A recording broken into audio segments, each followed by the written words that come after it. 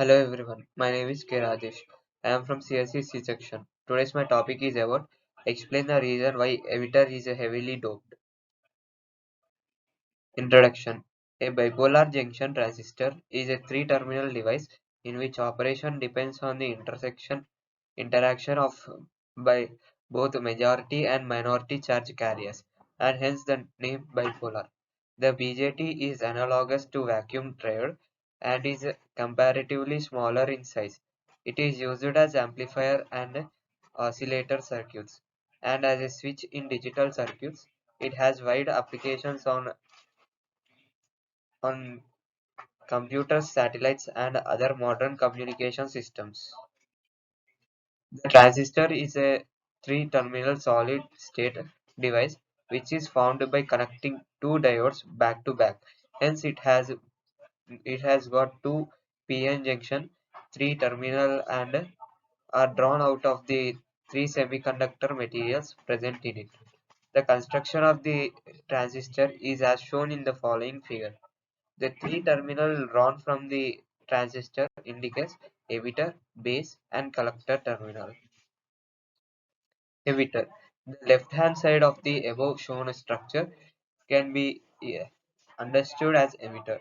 This is a moderate size and is heavily doped as its main function is to supply a number of majority carriers, that is, either electrons or holes. As this emits electrons, it is called as emitter, and it supply indicated with the letter E. Base. The middle material of in the above figure is known as base. It is thin and lightly doped. The main function is to pass the majority carriers from the emitter to the collector. This is indicated by the letter B. Collector. The right side material of the in the above figure given we can be understood as the collector. Its name implies its function of collecting the carriers. This is a bit larger in size and emitter than emitter and base. It is moderately doped. This is indicated by the letter C. The symbol of a PNP and NPN transistors are as shown below. The arrowhead in the above figures indicates the emitter of the transistor. As the collector of the transistor has the dissipate much greater power, it is made large. Due to the specific functions of emitters and collectors, they are not interchangeable. BJT has two functions, emitter-based junction and collector-based junction. The device is called bipolar junction transistor because current is due to motion of two types of charge carriers, free electrons and holes. Transistor analogs to two diodes connected back to back, EB diode and CB diode. Transistor biasing. Biasing is controlling the operation of the circuit by providing power supply. Here the figure shows the PNP and NPN junction diodes and also with its symbols. By applying the power, the emitter-based junction is always forward biased as the emitter resistance is very small. The collector-based junction is reverse biased and its resistance is a bit higher. A small forward bias is sufficient at the emitter junction, whereas a high reverse bias has to be applied at the collector junction. The direction of current indicated in the circuits above, also called as the conventional circuit current, conventional current is the movement of whole current which is opposite to the electron current. Operation of NPN transistor is discussed here. For normal operation, amplifier application, EB junction should be forward biased. CB junction should be reverse biased. Deletion width at EB junction is narrow, forward biased. Deletion, depletion width at CB junction is wide, reverse biased. When EB junction is forward biased, free electrons from emitter region draft towards base region. Some free electrons combine with holes in the base to form small base current. Inside the base region, p-type, free electrons are majority carriers. So most of the free electrons are swept away into the collector region due to reverse biased CB junction. Three currents can be identified in BJT: emitter current, base current, collector current. Hence, we can understand that the condition in a NPN transistor takes place through the electrons. The collector current is higher than the emitter current. The increase or decrease in the emitter current affects the collector current. Operations on a NPNP transistor. The holes in the p-type materials crosses the emitter base junction to reach the base region. There are there are a very low present of holes combined with free electrons in n region. This provides very low current which constitutes the base currents IB. The remaining holes cross the collector base region and constitute collector current IC. Each electron entering the positive terminal of VEE is replaced by the holes by removing towards the emitter junction. This constitutes emitter current IE. Hence, we can understand that the, the conduction in a PNP transistor takes place through holes.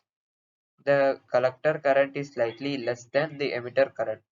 The increase or decrease in the emitter current affects the collector current. IE is equal to IC plus IB. Advantages: high voltage gain, low supply voltage is sufficient, most suitable for low power applications, smaller and lighter in weight, mechanically stronger with vacuum tubes, no external heating required like vacuum tubes, very suitable to integrate with the resistors and diodes to produce ICs. Disadvantages: they cannot be used for high power applications due to lower power consumption. They have low input impedance. They are temperature dependent. Transistor configurations: the transistor can be connected in a circuit with the one terminal common to both input and output in a three different possible configurations. The three types of configurations are common base, common emitter, common collector. In every configuration, the emitter junction is forward biased and the collector junction is reverse biased. Common base configuration: the base terminal is taken as common terminal for both input and output of the transistors. The common base connection of both NPN and PNP transistors is as shown in the figure below. The first figure shows the using a NPN transistor and the second figure shows using the PNP transistor. In the CB configuration, the input current is the emitter current I and the output current is the collector current IC. Current amplification factor, it is denoted by alpha, and the alpha is equal to delta IC by delta IE at a constant VCB. Common emitter configuration. The emitter terminal is taken as common terminal for both input and output of the transistors. The common emitter connection for both the NPN and PNP transistors is as shown as in the figure below. The first figure shows using NPN transistor and the second figure shows using PNP transistor. In the in the common emitter configuration, the input current is the base current IB and the output current is the collector current IC. Current amplification factor, it is denoted by beta. Beta is equal to delta IC by delta IB. Common collector configuration. The collector terminal is taken as common terminal for both input and output of the transistor.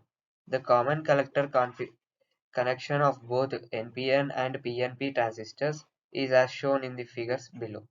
The first figure shows the using NPN transistor and the next figure shows using the PNP transistor. In the common collector configuration, The input current is the base current IB and the output current is the emitter current IE. Current amplification factor. It is denoted by gamma. That is, gamma is equal to delta IE by delta IB. Conclusion. The role of the emitter region is to emit or inject current carriers into the base region, which then moves to the collector region of the transistor, where the transistor outputs the current signal. In a bipolar junction transistor, current flows from the emitter to the collector and then out from the collector. The reason the emitter is the most heavily doped region is because it serves to inject a large amount of charge carriers into the base, which then traversal into the collector so that switching of amplification can occur. In NPN transistors, the N-type emitter injects free electrons into the base. In PNP transistors, the P-type emitter injects a hole into the base. Thank you.